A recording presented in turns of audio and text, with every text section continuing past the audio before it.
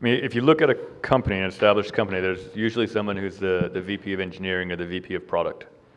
And there's a VP of marketing and a VP of sales and of finance and of HR and 3 or 4 others.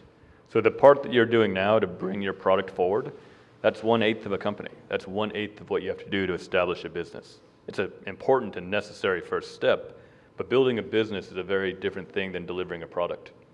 Right? In terms of, instead of being this one-off thing where I get it to market and I'm done, you have to bring something new to market every year. Every Christmas, you need a new product.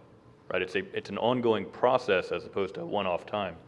And I think it takes a real shift in how you're thinking about what you're doing.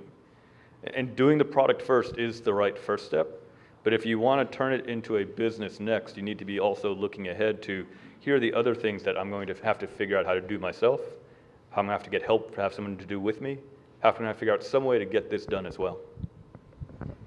Depends on the scale of what you want to build too. Like thinking back to our earlier conversation about whether you raise more money in addition to your crowdfunding campaign. If your goal is to support yourself, then maybe you don't need to build an organization of the scale that Robert's talking about.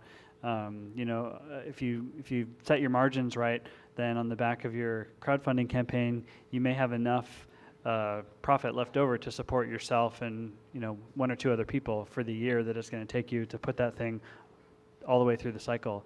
But yeah, if you want to build a business that becomes a household name with a brand that people understand, then it's going to require a larger scale.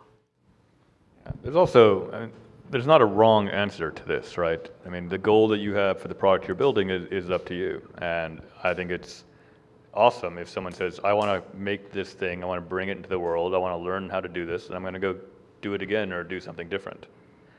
People may want to use this as a way to get validation of their business concept and go to Tandem or whoever and get funding and build the next Yahoo or whatever. That's awesome.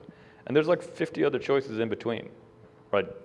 Build the product, bring it to market, and then license it to REI. I was just talking to some guy about, right? Find another brand, take your keyboard and cut a deal with Zag so they sell yours instead of theirs. There's lots and lots of different ways to build businesses, and they range from a one-off to VC funding, but with a lot of choices in between. And depending on what you're building and what your goals are and what the characteristics, the defensibility, the cost, the IP protection, the rest of what you built, you got to think about which option makes sense for you.